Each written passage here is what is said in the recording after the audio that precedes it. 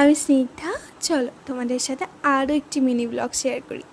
তো আমি রেডি হয়ে স্টেশনে আসি। টিকিট কাটার পরেই ছোট্ট ছোট্ট দুটো রাধাকৃষ্ণ দেখতে পাই, কারণ তখন ঝুলন চলছিল, সেই জন্য ওরা এরকম সেজেছিল। চলো এবার বলি কোথায় যাচ্ছি। আমি যাচ্ছি আমার বড় পিসির বাড়ি। আমার সাথে ছোট পিসি আর দিদি ছিল, ওদের সাথেই আমি যাচ্ছিলাম।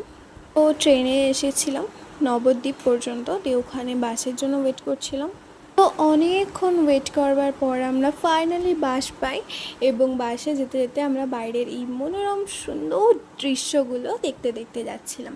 কত জল, এই নদীটা পুরো ভর্তি হয়ে গেছে, মাঠগুলো পুরো ভর্তি, একদম ডুবে যাওয়ার মতন। তো যাই হোক, এইসব দেখতে দেখতে তো আমরা পৌঁছে গেছি পিসির বাড়ি। আর এই যে এখানে নেমে যখন পিসির বাড়ি ঢুকি, তখন দেখি ওই যে বড় পিসি আসছে আমাদের নিতে।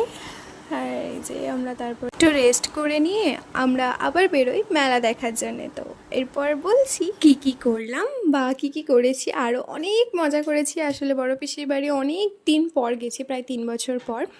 তো যাই হোক, এই যে আমরা মেলায় চলে এসেছি। আর মেলায় এসে বেশ ভালোই ঘুরলাম অনেকক্ষণ। কিন্তু আমরা এখানে এসেছিলাম মানুষ ঝুলন দেখতে। আমি কোনোদিন দেখিনি মানুষ ঝুলন, এই প্রথমবার। তো সেটাই দেখতে এসেছিলাম। তো ভিতরে ঢুকে দেখলাম কি যে ওরা এখন রেস্ট নিচ্ছে, যারা এখানে অ্যাকচুয়ালি দাঁড়িয়েছিল। তো ওরা রেস্ট নিচ্ছে বলে ওখানে পর্দাটা ফেলা ছিল, তাই আমরা দেখতে পাইনি প্রথমবারে। তারপর আমরা একটু এই মেলার দিকে ঢুকি, মেলা দেখছিলাম। মাটির অবস্থা খুব খারাপ, মানে বৃষ্টি হওয়ার কারণে এত কাদা হয়ে গেছিলো না, যেতে খুব প্রবলেম হচ্ছিলো। এই যে আর এত ভিড়, এত ভিড় যে কি বলবো। তার মধ্যেও খুব গরম করছিল। তো তার মধ্যেও একটু ঘুরলাম অনেকটাই, বেশ অনেক কিছু দেখলাম। এত ভিড় সেইভাবে দেখা যাচ্ছিল না, ওই কোনো কোনো জায়গায় ফাঁকা পাচ্ছিলাম তাই দেখছিলাম। এই যে এটা হলো আমার দাদার মেয়ে, ওই দেখলো, দিয়ে বললো কি পিসিমণি চলো, ওই দেখো খুলেছে। তো ওর জন্য আবার গেলাম, যে পর্দাটা ওরা খুলে দিয়েছে, ওর জন্য আবার গিয়ে ভালো করে দেখে আসলাম এরকম হয় মানুষ ঝুলন।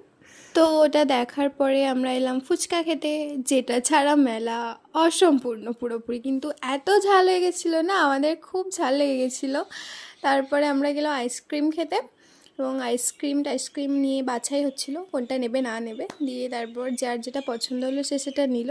নেওয়ার পরে এই যে আমার দিদি ওখানে আইসক্রিমের প্যাকেটটা ডাস্টবিনে ফেলছে, যদিও ওই প্যাকেটগুলোর উপরেই দাঁড়িয়েছিল তারপরেও। তো তারপরে আমরা একটা সুইট ক্যান্ডি কিনলাম, ব্যাস মেলা ঘোরা শেষ। এবার আমরা চলে আসলাম বাড়ি। তো কেমন লাগলো ব্লগটা জানিও। বাই।